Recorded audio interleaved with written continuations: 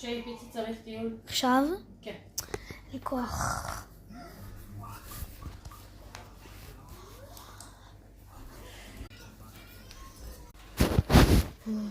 יאללה פיצי, אתה פותח את הדלת?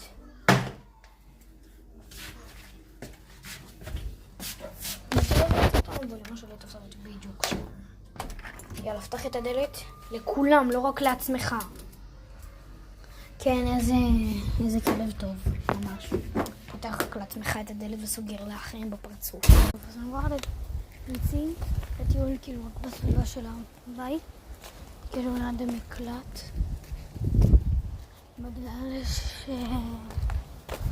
בגלל מה שהיה, כאילו בגלל המצב הביטחוני, בגלל שאתמול אצלנו אזעקה.